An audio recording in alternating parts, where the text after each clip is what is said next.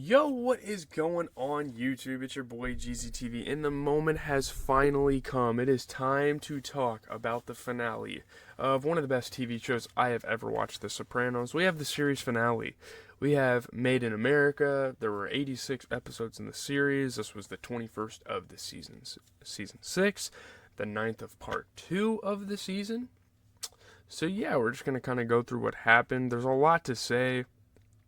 This was extremely controversial, of course, with how they ended it, but they had to go out with a bang. They had to give people stuff to kind of talk about, some talking points for critics. So let's get straight into it. So getting into kind of what happened. So Tony remains in hiding with his crew, obviously in fear of the lashing out of Leotardo's guys, and the Lupertazzi crime family, making moves, killing Bobby Bacalari, hospitalizing, Silvio. He meets FBI agent Harris and gives him information about Ahmed and Muhammad in exchange for Phil's location, but Harris does not know anything. At this point in time, Phil is extremely MIA, laying low, going to payphones at random gas stations, and all this stuff.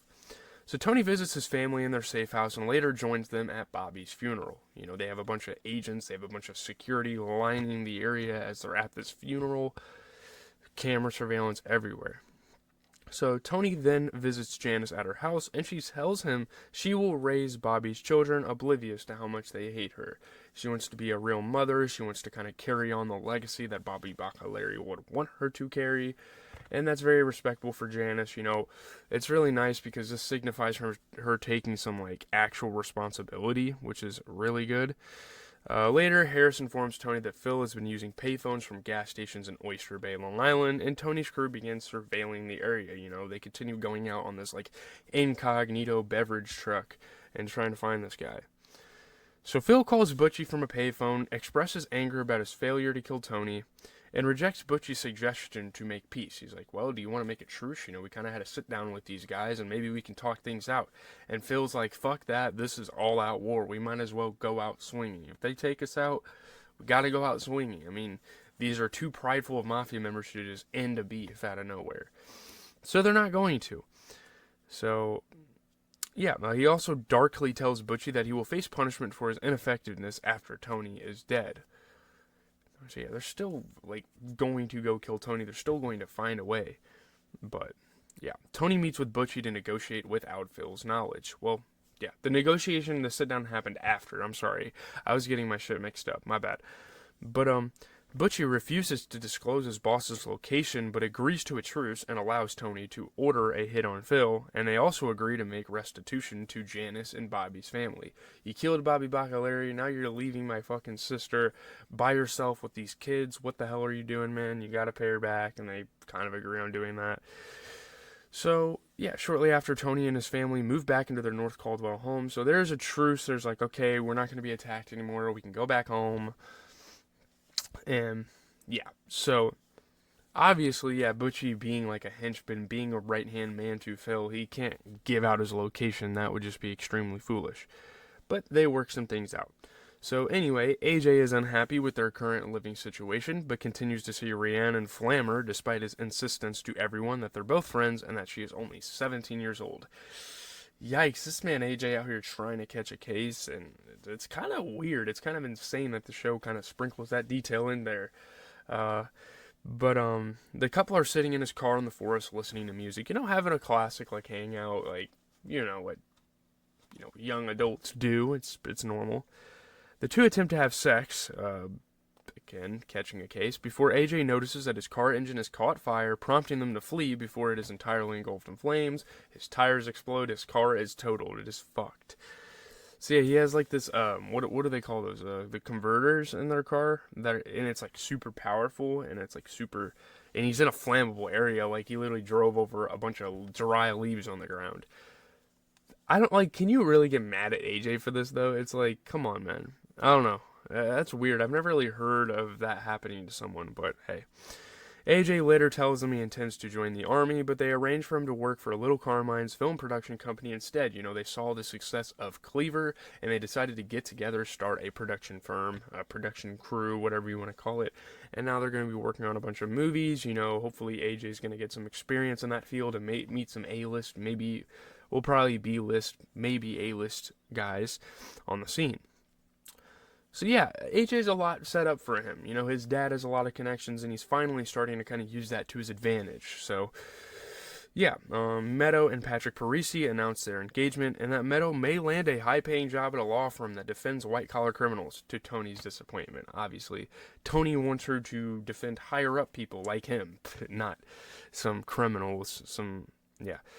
Tony visits the comatose Silvio in the hospital too.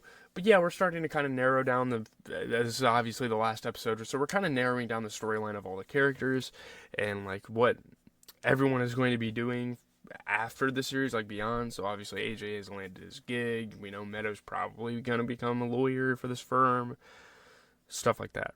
So yeah, obviously Tony visits Silvio. So anyway, Carlo goes missing, and Paulo fears not Paulo Banquero, sorry.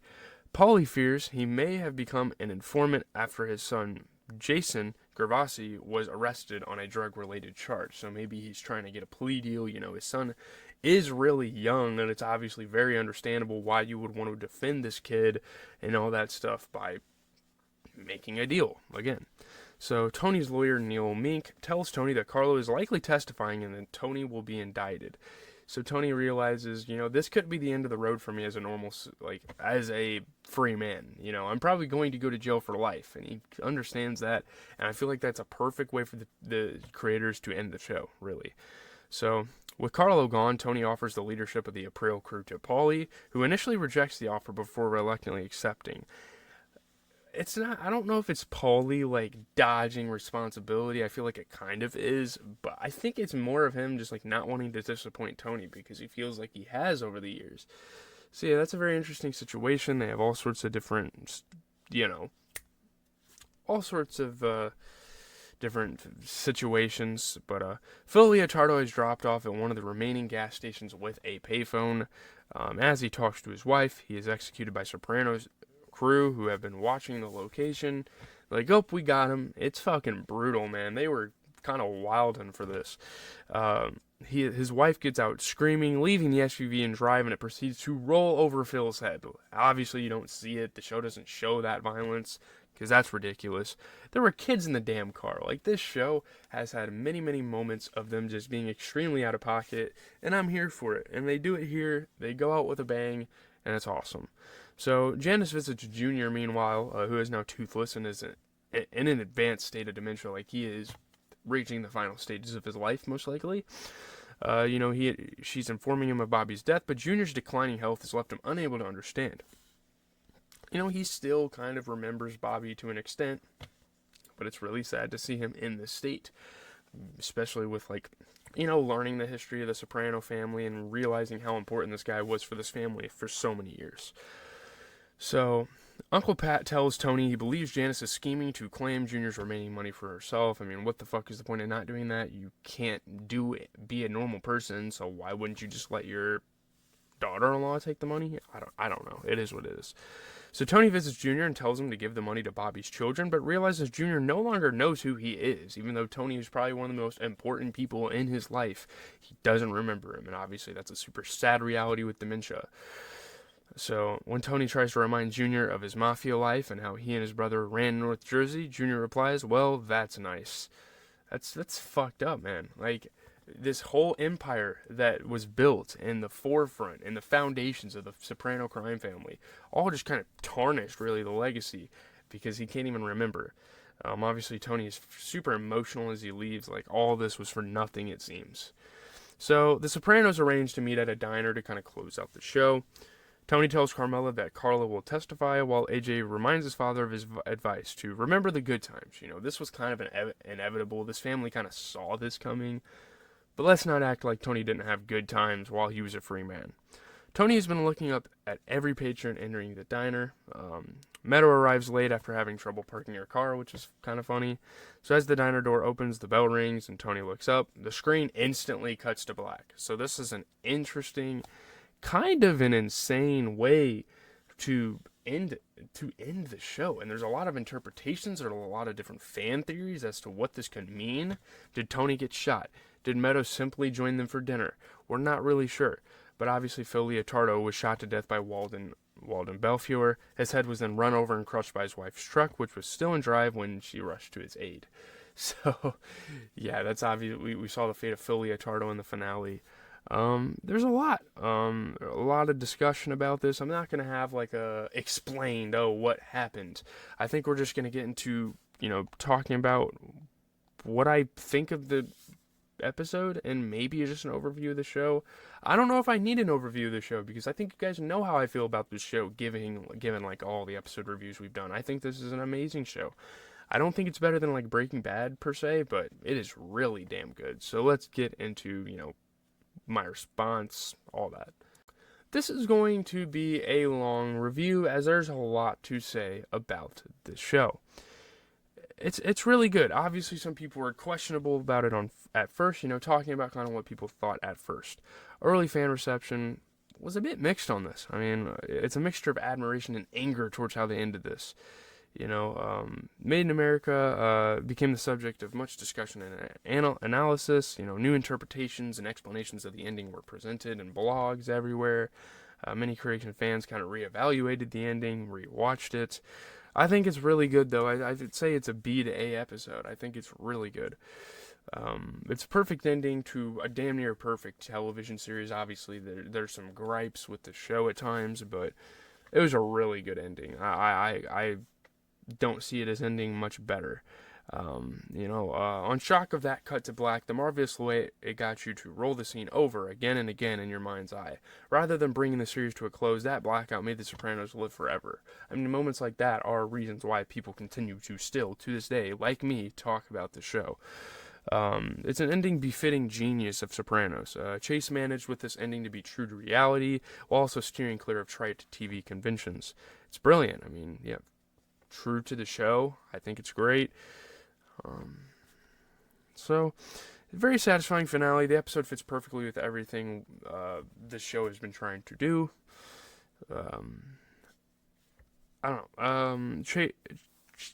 The show's got you totally wound up. Then it rips you away from the universe. It makes you mad kind of at first when you're watching it. It's a bit jerky to end the show like this, but I mean, it's funny at the same time. You got to kind of laugh at yourself. I don't know. It's great. It's one of the best series finales I've ever seen. I think Breaking Bad in a lot of facets beats this show out, but this is still a really good show and a really good way to end it. It's good. By focusing on that last ambiguous parting shot, we run the risk of forgetting just how beautifully structured and executed the episode of television Made in America is. It's great. Crude, rude, and no time for emotional BS. This finale was a delicious end to a show that reveled in the ugliness of humanity. What's there to say about this finale that hasn't already been said, though? I mean, the much-anticipated closer and everyone waiting to see if Tony was finally going to go from whacker to wacky. Instead, they go journey, a greasy plate of onion rings, and a black screen. But the fact that we're still talking about it proves, for better or worse, that the episode did its job. The fact that overall, as a show, people are still talking about it to this day is because it did its job. So yeah, I think it's a really good show. Really good episode here. Great way to end it. Would I have wanted to see what happened to Tony? Did he get shot or something? Maybe. But at the same time, you have to have some mystery to a show. You have to have some interpretation. You have to bring up some sort of discussion about it. So that's really all I have to say. This video is lengthy. I'm sorry, but I don't really give a shit because it is the series finale. It is the single most important episode of the entire series. So yeah, I am going to talk about it ad nauseum. So yeah, next show we're going to watch is You, I believe. If I find another show, if someone recommends me something else, I will watch that. So yeah, let me know. I'm not sure when I'm going to start that. Maybe even Sunday, as early as Sunday. We will have to see. But leave a like, comment, subscribe. Thank you to all my Soprano fans for tuning in. You guys were doing great for the entirety of me watching this show. So I really, really appreciate you guys. Peace.